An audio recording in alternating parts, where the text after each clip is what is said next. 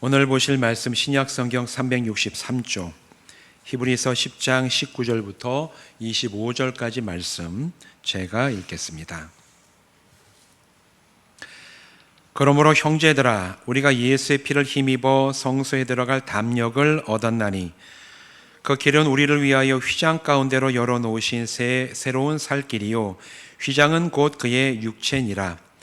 또 하나님의 집 다스리는 큰 제사장이 계심에 우리가 마음의 뿌림을 받아 악한 양심으로부터 벗어나고 몸은 맑은 물로 씻음을 받았으니 참 마음과 온전한 믿음으로 하나님께 나아가자. 또 약속하신 이는 미쁘시니 우리가 믿는 도리의 소망을 움직이지 말며 굳게 잡고 서로 돌아보아 사랑과 선행을 격려하며 모이기를 피하는 어떤 사람들의 습관과 같이 하지 말고 오직 권하여 그날이 가까움을 볼수록 더욱 그리하자. 아멘. 기도하시겠습니다. 하나님, 참 무더운 가운데서도 우리를 지켜주시고 오늘 8월 첫 주 예배를 드립니다. 이제 말씀을 나누니 성령님 이곳에 임하여 주시고 우리 심령 가운데 진리의 빛을 조명하여 주셔서 함께 전하는 이 말씀이 우리가 살아나가는 삶의 방향과 능력과 은혜가 되는 말씀이 되게 하시고 우리 신앙의 기초를 온전히 세우는 능력의 말씀이 되게 하여 주시옵소서. 예수님의 이름으로 간절히 축복하며 기도하옵나이다. 아멘. 오늘 이곳에 모여서 또 온라인으로 함께 예배하시는 모든 분들 주님의 이름으로 축복합니다. 오늘 이 시간에는 성도들이 받은 이 구원을 우리가 어떻게 확신하면서 우리가 받은 구원을 어떻게 확증하며 살아갈 수가 있을까, 여기에 대해서 함께 말씀을 나눠보겠습니다. 참 날씨가 무더운데 아침부터 참 무더워요. 어떻게 보면 시원한 집에서 좀 더 쉬는 게, 늦잠 자는 게 우리의 피로를 푸는 데 더 나을 수도 있고, 아니면 더 시원한 야외에 나간다거나 그런 장소에 가서 우리의 몸을 식히는 게 어쩌면 우리의 건강을 위해서도 더 나을 수도 있다라는 생각이 드는 시절을 지나고 있죠. 근데 한번 여쭤보고 싶어요. 여러분은 그런 이제 뜨거운 시절에 왜 이 아침에 이곳에 모여서 함께 예배드리는 자리에 나오셨습니까? 여기에 대해서 한번 스스로가 답을 한번 해보세요. 은혜 받으려고. 너무 정답을 갑자기 말씀하셔서 교회가 시원하지요. 교회가 아침부터 열심히 에어컨 돌려가지고 또 교회가 시원하기도 하고 또 은혜 받으려고, 또 어떤 분들은 또 여러 가지 또 이제 만나볼 분들도 있고, 꼭 교회 예배뿐만 아니라 우리가 왜 때로는 희생도 감수해야 되고 때로는 어려움도 만날 수밖에 없는 이 믿음의 길을 가고 신앙을 지키는가, 여기에 대해서 우리가 스스로가 나에 대해서 아니면 하나님께 대답해야 될 필요도 있어요. 여러 가지 이유가 있죠. 왜 내가 신앙생활을 하느냐, 내가 하나님께 기도해서 응답받을 기도의 제목도 있고 또 은혜 받기도 원하고 또 여러 가지 개인적인 이유를 가지고 우리가 믿음의 길을 가는 경우들도 있어요. 하지만 그런 다양한 이유들이 있을 수 있지만 우리가 이 믿음의 길을 가는 데 있어서 가장 근본적인 이유는 같아야 됩니다. 다양한 이유 가운데 있을 수 있지만 그 다양한 이유 가장 밑에 있는 왜 우리가 이 믿음의 길을 가고 신앙을 붙잡고 살아가는지를 얘기하는 가장 근본적인 이유는 같아야 돼요. 하나님과 화목하고 하나님의 자녀가 되어서 살아가기 위해 오늘 우리는 믿음을 지키고 신앙의 길을 가는 줄로 믿습니다. 그 위에 다양한 이유들이 있지만 가장 근본적인 이유는 이게 돼야 돼요. 하나님과 화목하고 그 하나님과의 화목함 속에서 내가 하나님의 자녀로 이 땅에서부터 살아가기 위해서 우리는 믿음의 길을 갑니다. 예수를 믿기 전에 우리는 하나님을 떠난 죄인이었고 하나님의 원수였어요. 그러나 우리가 복음이 믿어지는 그때의 그 관계가 변했습니다. 고린도후서 5장 18절 이렇게 얘기를 하죠. 모든 것이 하나님께로부터 났으며 그가 그리스도로 말미암아 우리를 자기와 화목하게 하시고 또 우리에게 화목하게 하는 직분을 주셨으니, 복음을 통해서 우리는 하나님과 화목하게 됐대요. 그 이전에는 하나님과 우리의 관계는 원수였다라고 로마서는 여러 곳에서 얘기를 하고 있죠. 또 이전에 우리는 마귀의 자녀이자 죄의 종이었으나 우리의 이런 신분도 믿을 때 변화가 됐습니다. 요한복음 1장 12절 말씀에 이렇게 얘기를 하죠. 영접하는 자, 곧 그 이름을 믿는 자들에게는 하나님의 자녀가 되는 권세를 주셨으니. 하나님의 자녀가 됐대요. 복음이 믿어질 때 우리는 이제 죄의 종노릇하거나 마귀의 자녀가 아니라 하나님의 자녀가 되었습니다. 믿음을 지키며 신앙의 길을 가는 가장 근본적인 이유는 이처럼 하나님과 화목하고 내가 하나님의 자녀가 된 권세를, 또 그 은혜를 이 세상에서부터 누리며 살기 위해서예요. 그리고 주님 다시 오시는 날 우리가 부활하여서 하나님 나라에서 완전하고 영광스러운 삶을 살아가기 위해서 오늘 우리는 믿음을 붙잡고 신앙의 길을 갑니다. 이 땅에서부터 하나님 나라의 영생에 이르도록 회복된 이 관계, 또 우리에게 주신 하나님의 자녀된 이 권세는 변함없이 유효함을 우리는 이 무더운 여름에도 알고 믿고 고백하며 살아가시기를 주님의 이름으로 부탁을 드립니다. 하나님과 우리의 관계가 화목하게 회복이 되고 자녀가 된 권세를 누리는 것은 믿는 모든 성도, 구원받은 성도에게 주시는 놀라운 복이에요. 그런데 우리가 이런 복을 누리게 되면 우리도 알고 먼저 하나님께서 아시지만 또 다른 한 존재가 이거를 귀신같이 알아맞힙니다. 어떤 존재가 우리가 하나님의 자녀가 되고 하나님과의 관계가 회복된 것을 알까요? 원수 마귀예요. 우리의 대적이 되고 하나님의 대적자인 원수 마귀는 자기의 자녀, 하나님, 마귀의 종이 되었던 이 자녀였던 어떤 사람이 하나님의 자녀로 바뀌는 순간 그거를 귀신같이 알아채요. 그래가지고 이제 이 원수 마귀는 하나님의 자녀가 된 성도들을 미혹하고 넘어뜨리기 위해서 정말 많은 갖가지 수단을 다 동원해서 성도들을 흔듭니다. 때로는 시련과 고난을 주어서 성도들을 흔들리게 할 때도 있고, 때로는 의심과 두려움을 주어서 믿음에 대해서 불안하게 만드는 일도 있어요. 어떤 때는 그 반대로 세상의 즐거움과 화려함을 가지고 유혹을 해가지고 이거 한번 해봐, 얼마나 재밌는지 알아, 저기 한번 가봐, 정말 저기 가면 이 세상의 즐거움이 다 있어. 그런 식으로 믿는 성도들을 미혹하고 유혹하는 경우들도 있어요. 여기에 대해서 베드로전서 5장 8절은 이렇게 묘사를 합니다. 근신하여 깨어라, 너희 대적 마귀가 우는 사자같이 두루 다니며 삼킬 자를 찾나니. 때로는 시련과 때로는 의심과 불안과 오히려 그 반대로 미혹과 유혹을 가지고 다가오고 있는 이 마귀는 베드로 사도가 우는 사자와 같다고 얘기를 하고 있어요. 여기저기 다니며 삼킬 자를 찾는 것처럼 막 울부짖고 위협하는 그런 사자와 같은 그런 우리의 대적 원수 마귀가 있으니 너희가 근신하라, 깨어라, 하나님 앞에서 깨어서 너희가 받은 그 믿음을 지키라고 지금 베드로 사도는 얘기를 하고 있지요. 이런 마귀의 시도들을 깨뜨리고 믿음을 지키기 위해서 오늘 이 히브리서의 저자는 본문 말씀 19절과 20절에서 중요한 선포를 하고 있습니다. 우리 19절, 20절을 같이 한번 읽어보실까요? 그럼 시작. 그러므로 형제들아, 우리가 예수의 피를 힘입어 성소에 들어갈 담력을 얻었나니 그 길은 우리를 위하여 휘장 가운데로 열어놓으신 새로운 살 길이요, 휘장은 곧 그의 육체니라. 아멘. 성전에서 가장 안쪽에 위치한 장소가 있어요. 이걸 성소라고 얘기를 합니다. 예루살렘 성전을 얘기하자면 그 성전 안에 가장 안쪽에 두꺼운 휘장으로 어둡게 쳐져 있고 아무도 들어가지 못하고 그 안에 법궤와 진설병이 놓여 있었던 그 성소가 있는데 그곳은 아무나 들어가지 못했던 이유가 있습니다. 하나님께서 거기에 임재하신다고 믿었기 때문에 그래요. 그래서 하나님이 임하시는 그 성소에 죄인은 누구든 들어가면 죽임을 당할 것이다. 구약은 그렇게 얘기를 하고 있죠. 그래서 두려워서 아무도 그 성소 안에는 들어가지 않았어요. 그런데 예전에는 죄로 인해 가까이 할 수 없었던 하나님의 그 임재 앞에 이제는 예수님의 속죄하시는 피의 공로를 믿고 그 공로를 힘입은 자는 누구나 담대하게 하나님이 계시는 그곳 성소에 나갈 수가 있게 되었다는 거예요.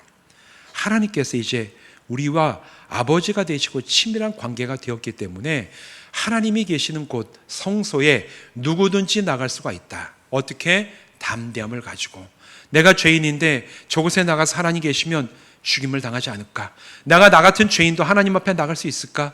이런 두려움과 떨림 때문에 못 나가는 것이 아니라 예수 그리스도의 보혈의 공로를 힘입어 죄 사함 받고 하나님과 화목하고 자녀가 된 자는 누구든지 담대함 곧 용기를 가지고 하나님 앞에 나갈 수가 있게 되었다.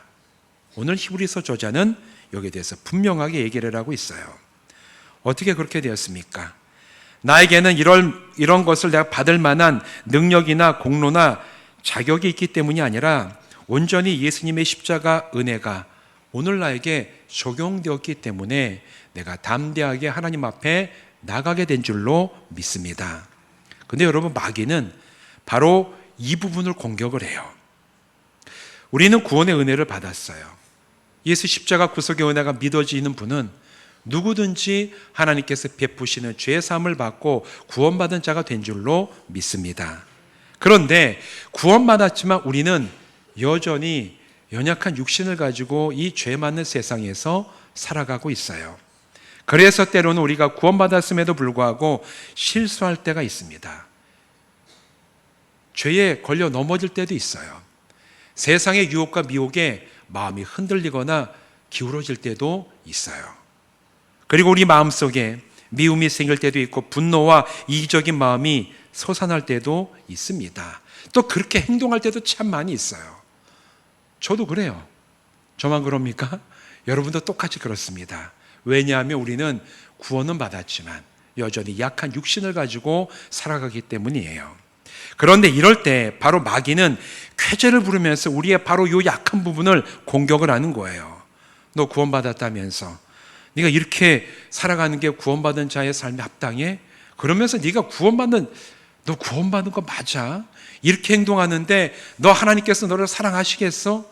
이런 식으로 우리의 약함을 계속해서 흔들고 공격하면서 한편으로는 내가 십자가 복음을 믿고 구원받았다라는 그 믿음을 여전히 흔들고 아래서부터 막 파헤쳐서 넘어지는 그런 괴계를 지금도 마귀는 성도들을 향해서 행하고 있어요.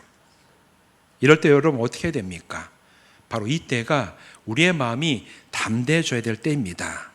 하나님께서 우리를 구원에 이르도록 사랑하신 것은 여러분 우리가 괜찮은 사람이기 때문에 우리를 사랑하신 게 아니에요.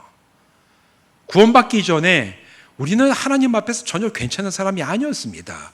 우리가 뭘 가지고 하나님 앞에 나가서 하나님 저 구원받을 만하지 않습니까? 저 이런 공로가 있지 않습니까? 얘기할 수 있었던 게 뭐가 있었어요? 아무것도 없었습니다. 그저 우리는 죄인이었고 괜찮지 못한 사람이었어요. 로마서 8장은 이렇게 얘기를 하죠. 우리가 아직 죄인 되었을 때에 그리스도께서 우리를 위하여 죽으심으로 하나님께서 우리에 대한 자기의 사랑을 확증하셨느니라. 우리가 아직 죄인 되었을 때에 아무것도 하나님 앞에 내세울 것 없이 그저 죄인이었을 때에 먼저 하나님께서 우리를 사랑하셨대요. 죄인이었던 나를 먼저 사랑하신 하나님께서 이제 구원받은 우리를 사랑하지 않으시겠습니까? 죄인이었던 우리도 사랑하셨는데 예수 십자가의 공로가 믿어지게 하심으로 말미암아 구원받고 이 땅에 살아가는 성도가 때로는 실수하고 넘어지고 때로는 미혹에 흔들리는 그 모습을 볼 때 그래 너 이러는 거 보니까 구원을 박탈해야 되겠다. 넌 구원받은 자의 자격이 없다. 그렇게 하시겠습니까? 아니면 그래 내 아들아 내 딸아 네가 지금 약하니 내가 너를 더 사랑하고 더 온전하게 지켜줘야 되겠다. 이렇게 우리에게 대하시겠습니까? 우리는 말씀에 비춰서 하나님께서 우리에게 주시는 은혜를 온전히 누리며 담대함을 가지고 하나님 앞에 서야 돼요. 하나님 우리를 변함없이 사랑하십니다. 대신에 우리는 담대함을 가지고 마귀를 대적하면서 하나님 앞에 온전하게 서야 될 권세와 의무가 우리에게 주어졌음을 반드시 기억하시기를 부탁을 드립니다. 어떻게 그렇게 할 수 있느냐? 오늘 우리가 읽은 말씀 21절과 22절을 보면 중요한 말씀이 나와요. 이렇게 얘기를 하고 있어요. 또 하나님의 집 다스리는 큰 제사장이 계심에 우리가 마음의 뿌림을 받아 악한 양심으로부터 벗어나고 몸은 맑은 물로 씻음을 받았으니 참 마음과 온전한 믿음으로 하나님께 나아가자. 히브리서는 처음부터 이 10장까지 예수님을 여러 위대한 인물에 비교를 하는데 제일 중요한 직분을 가지고 있는 하늘의 큰 대제사장으로 예수님을 계속 이야기를 합니다. 21절 말씀도 바로 그 이야기의 연장이에요. 하나님의 집 다스리는 큰 제사장이 계심에, 예수 그리스도가 바로 그런 분이라는 겁니다. 근데 여러분, 제사장이 하는 일이 무엇이었습니까? 구약시대의 제사장은 죄 지은 사람이 그 죄를 깨닫고 난 다음에 그 죄를 사함받기 위해서 소나 양이나 염소나 돈이 없는 사람은 비둘기를 가지고 오면 그 제물을 죽여서 피를 받고 그걸 제단에 뿔에 바른 다음에 불태워 살라서 하나님 앞에 속죄 제사를 드리면 그 향기가 올라갈 때 하나님께서 죄 지은 사람의 죄를 사해 주시는 그 일을, 성례전을 행하는 사람이 제사장이에요. 예수님이 제사장이래요. 땅에 있는 제사장이 아니라 하늘에 있는 제사장이 되시는데, 그럼 예수님은 그 죄사함을 행하는 속죄 제사를 드리시는데, 예수님이 인간 제사장과 다른 게 여기에 있습니다. 예수님이 그 제물을 스스로 자신의 제물이 되셔서 십자가에서 물과 피를 다 쏟으시고 자기를 희생의 제물로 하나님 앞에 드리셨다. 성경은 바로 여기에 대해서 얘기를 하고 있죠. 그래서 오늘 이 말씀 보면 22절에 우리가 마음의 뿌림을 받아, 이렇게 얘기하고 있는 것은 대제사장, 하늘의 제사장이 되시는 예수님께서 자기가 직접 십자가에서 자기를 희생제물로 드리심으로 자기의 이 불과 피를 다 쏟으시고 죽으셨다가 부활하셔서 속죄 제사를 완성을 하셨고, 자신이 흘린 그 십자가의 보혈을 받아서 누구에게? 믿는 성도들의 마음에 뿌려주셨다라는 거예요. 뿌려주셨다. 예수의 보혈을 예수님의 제사장이신 예수 직접 뿌려주셔서 이제 그 십자가의 보혈을 뿌림받은 우리는 악한 양심, 하나님과의 이 반대되는 그 마음을 가지고 살아가던 이 악한 양심에서 자유로워져서 하나님을 온전히 바라보게 되었고, 더 나아가서 뭐라고 얘기합니까? 맑은 물로 몸을 씻음을 받았으니, 이 믿음의 공동체 안에서 세례를 받음으로 우리의 육신도 깨끗하게 씻김을 받게 해 주셨다라고 오늘 이 히브리서는 우리에게 얘기를 하고 있어요. 다시 말해서 예수님께서 우리에게 하나님 앞에 담대하게 나갈 수 있는 마음과 양심과 육신을 우리에게 주신 줄로 믿습니다. 그래서 예수님의 능력을 힘입어서 우리는 하나님 앞에 담대하게 나가야 돼요. 처음에 말씀드린 것처럼 신앙생활을 하는 근본적인 목적은 오늘 우리가 하나님 앞에 서기 위해서예요. 하나님과 화목하고 하나님이 우리에게 주신 놀라운 그 은혜, 하나님의 자녀된 권세를 이 땅에서부터 누리며 살아가는 것이 담대하게 하나님 앞에 나가서는 바로 그 성도들에게 주어진 은혜이자 복인 줄로 믿습니다. 여러분, 오늘 여러분 하나님과 화목하십니까? 여러분 하나님 앞에서 하나님의 사랑하시는 아들과 딸이 됨을 확신하십니까? 그래서 오늘 내가 하나님의 자녀된 그 놀라운 은혜를 매일매일 삶 가운데 종종 발견하고 누리며 살아가십니까? 그렇게 하셔야 돼요. 그게 우리를 부르신 목적이고 우리에게 주시는 가장 놀라운 은혜인 줄로 믿습니다. 그런데 앞에서 얘기한 것처럼 원수 마귀는 우리를 누리지 못하게 끊임없이 우리를 흔들어 가요. 네가 구원받은 자 맞아? 그 확신을 흔들고 넘어뜨리려고 합니다. 그럴 때 우리는 예수 그리스도께서 우리에게 주신 은혜를 붙잡고 하나님 앞에 다시 한번 나가서 담대하게 서야 돼요. 서야 돼. 이건 우리가 해야 될 역할입니다. 그래서 구원하시는 믿음은 하나님이 우리에게 주시는 것이지만 내가 구원받았음을 확신하는 것은 하나님 앞에서 내가 붙잡아야 되는 나의 역할이에요. 오늘 여기에 대해서 22절은 이렇게 얘기를 합니다. 후반절에 얘기를 하죠. 또 참 마음과 온전한 믿음으로 하나님께 나아가자. 하나님 앞에 나아가는 것은 우리에게 주어진 특권인데, 대신에 하나님께 나아가기 위해서는 우리가 갖춰야 될 것이 있는데 참 마음을 갖추고, 그 다음 뭡니까? 온전한 믿음을 가지고 하나님께 나아가야 된대요. 참 마음은 예수 안에서 변화된 우리의 세계관, 성품, 인격을 말합니다. 우리의 속사람이 변화된 온전함을 가지고 하나님 앞에 서야 된다. 새로운 방향으로 변화되게 하신 것을 우리는 온전하게 지켜내면서 하나님 앞에 나가야 돼요. 동시에 우리는 또한 온전한 믿음을 지켜야 됩니다. 여기에서 온전한 믿음이란 어떤 것의 진리를 완전히 믿는 것을 뜻하는데, 십자가 복음으로 나를 구원에 이르게 하셨다는 성경의 진리를 분명하고 굳세게 확신하는 것이 바로 여기에 해당이 돼요. 여러분, 내가 예수 믿고 구원받았다는 건 내가 은혜 받고 주여 감사합니다 한 다음에 그 다음에는 그냥 내가 구원받았나? 진짠가? 이렇게 의심하며 살아가는 건 그건 불안정한 믿음이에요. 온전한 믿음이 아니에요. 구원에 이르는 믿음은 하나님께서 성령님을 통하여 우리에게 주십니다. 그러나 내가 그런 믿음을 받았을 때 내가 그 믿음을 받았음을 늘 확신하며 하나님 앞에 서는 것은 오늘 여기에서 얘기하는 온전한 믿음을 내가 붙잡고 나갈 때만 가능해집니다. 바로 그렇게 하라는 얘기를 하고 있는 거예요. 앞에서 말씀드린 것처럼 마귀는 이 믿음을 흔들어 놓아요. 의심하게 합니다. 중요하게 여기지 못하도록 만들죠. 그렇게 되면 성도들은 하나님이 주신 구원의 감격, 회복된 관계의 기쁨, 자녀됨의 그 권세를 누리지 못하고 구원받았다고 믿긴 믿는데 살아가는 삶은 구원받기 이전과 비슷한 삶을 살아가는 그런 결과에 빠지고 맙니다.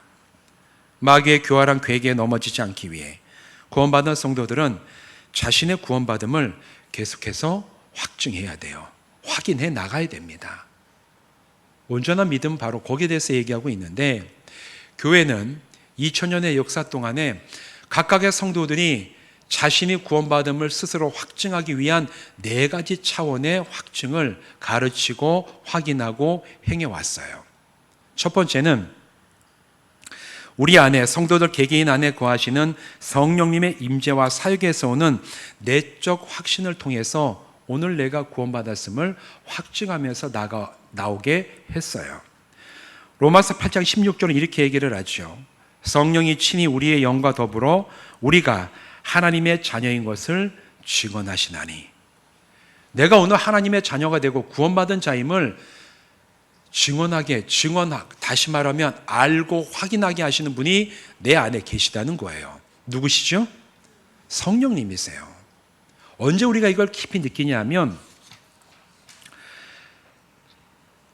때로 우리가 예상치 못한 어려움 앞에 서게 됐을 때, 내가 때로는 예상치 못한 이야기 어려운 말씀들을 읽고 나갈 때, 그때 막 이 환경이 어렵고 정말 고난 앞에 서게 되면 누구나 다 두려움을 겪게 되고 누구나 다 마음이 떨립니다. 그때 내가 기도하며 말씀을 붙잡고 읽을 때 내 마음 안에 평안함을 주실 때가 있어요.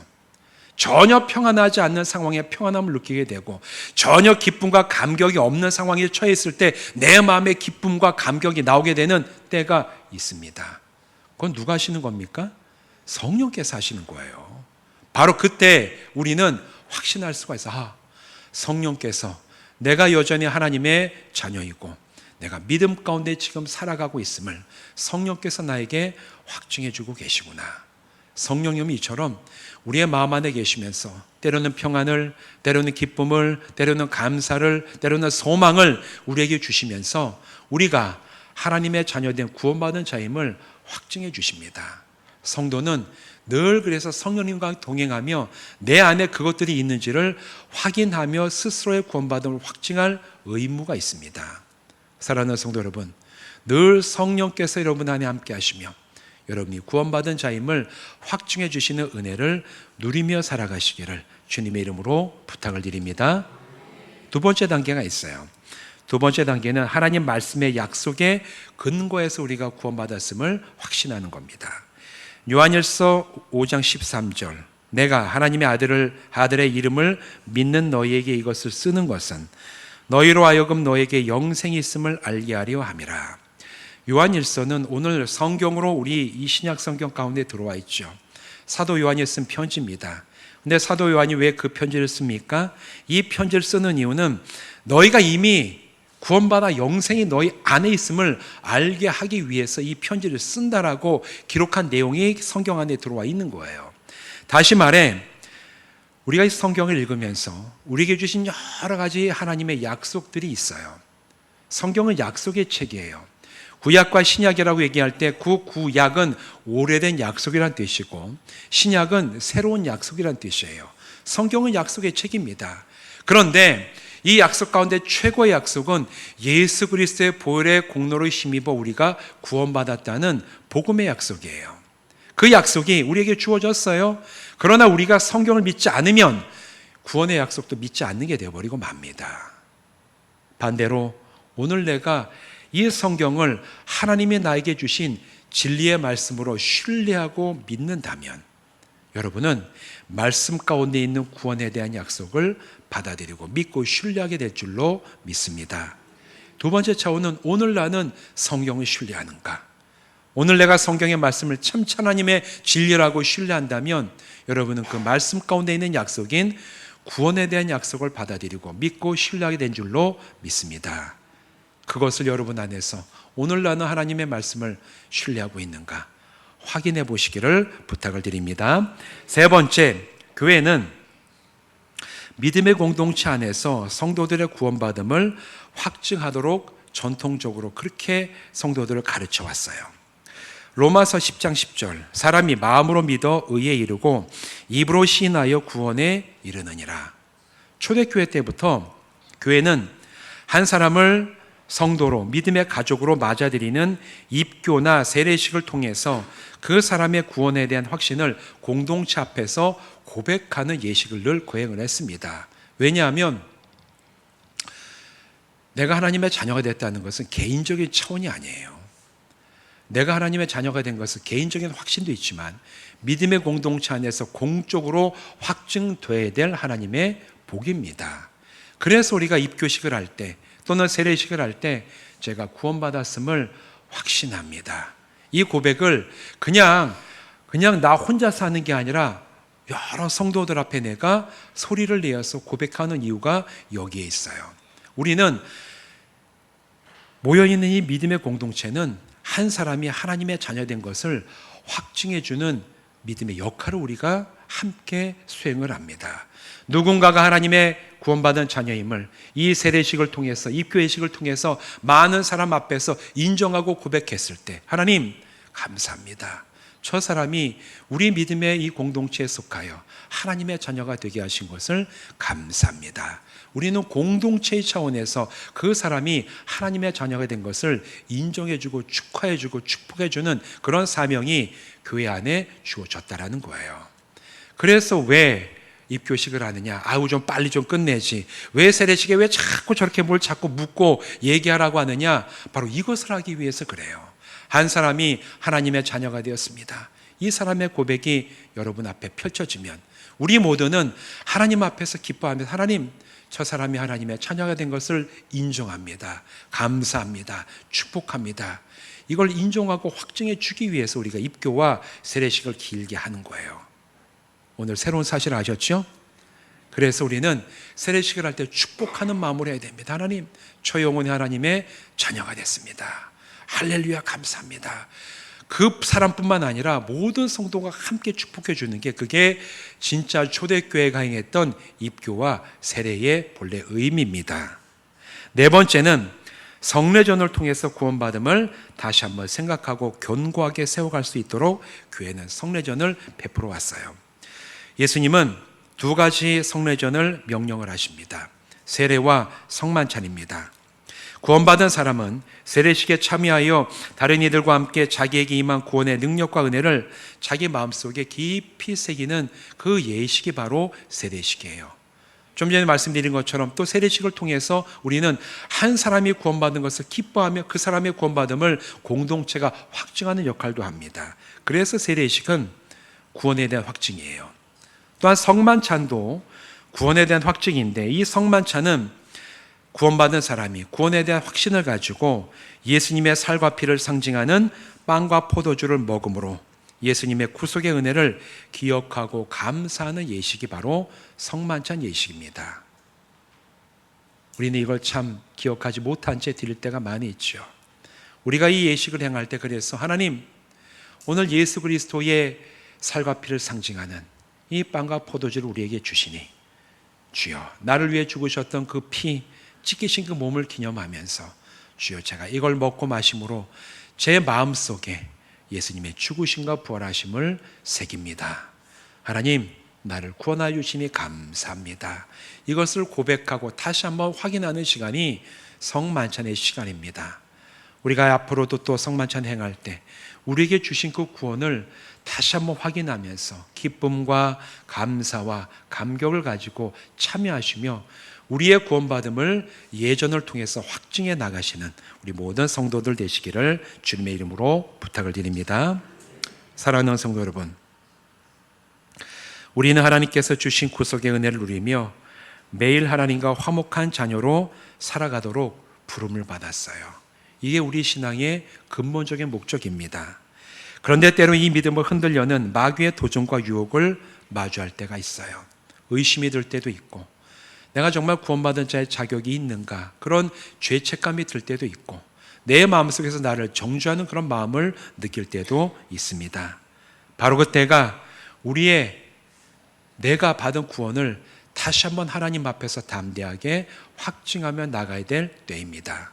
내 안에 계시는 성령님께서 나에게 주시는 내적인 확신을 여러분 받아서 누리시기를 바라고, 하나님의 말씀에 대해 다시 한번 우리의 신뢰를 깊게 뿌리내리게 하여서 하나님 말씀 가운데 최고의 약속인 십자가 구속의 은혜가 오늘 나에게 임하였음을 확인을 하고, 또 우리가 함께 나누는 이 믿음의 공동체 안에서의 세례식과 성만찬식을 통해서 하나님께서 나에게 주신 구원의 은혜를 다른 사람들과 함께 나누고 확증하고 먹고 마시는 놀라운 그 은혜를 통해서 하나님, 제가 하나님의 자녀이고 저에게 주신 하나님의 구원의 은혜는 사라지지 않습니다. 우리가 믿음으로 기억하며 고백하면서 이 어려운 시대를 정말 구원받은 자에 합당한 하나님과 화목하고 하나님이 사랑하시는 자녀의 삶을 매일매일 아름답게 살아내는 성도들 되시기를 주님의 이름으로 축원드립니다. 기도하시겠습니다. 하나님, 우리를 구원하심을 감사를 드립니다. 처음에 우리가 그 구원의 믿음을 받게 되었을 때 얼마나 감격스럽고 기쁘고 참 큰 은혜를 받아 누렸는지 기억을 합니다. 그러나 그 구원의 은혜를 누리고 난 다음에도 우리는 약하기 때문에 이 세상에 살아가며 흔들리고 넘어지고 의심하고 때로는 스스로가 죄책감을 느낄 때도 참 많이 있습니다. 바로 그때 마귀가 우리를 공격을 하면서 구원받은 그 확신을 흔들어 놓을 때가 얼마나 많이 있습니까? 하나님, 바로 그때가 예수 그리스도께서 대제사장이 되셔서 우리에게 보혈의 공로를 베풀어 주시고 우리를 참으로 참 마음과 온전한 믿음으로 회복시키셔서 하나님 앞에 담대하게 나가게 하셨음을 기억하며 실제로 주님 앞에 나가야 될 때임을 우리가 기억을 합니다. 하나님, 바로 그때 성령께서 우리 안에서 우리가 구원받는 자임을 늘 확증하게 하여 주시옵시고, 또 하나님의 말씀을 다시 한번 우리가 신실하게 받아들이므로 그 말씀 가운데 있는 복음의 온전함을 누리게 하여 주시옵시고, 또 우리가 세례와 성만찬을 통해서 많은 사람과 함께 내가 구원받았음을 고백하고 누리게 하시며, 또 나를 위해 죽으셨던 예수님의 그 죽으심과 희생을 기념하는 그 믿음의 예전을 우리가 믿음으로 행할 수 있는 저희들 되게 하여 주시옵소서. 그리하여 이 시대를 우리가 하나님과 화목하고 자녀된 삶을 온전하게 살아내므로 밤처럼 어두운 이 시대 우리 성도들의 모든 삶과 나가는 믿음의 여정이 밤하늘에 빛나는 찬란한 별과 같이 살아갈 수 있도록 은혜 베풀어 주시옵소서. 예수님의 이름으로 간절히 축복하며 기도하옵나이다. 아멘.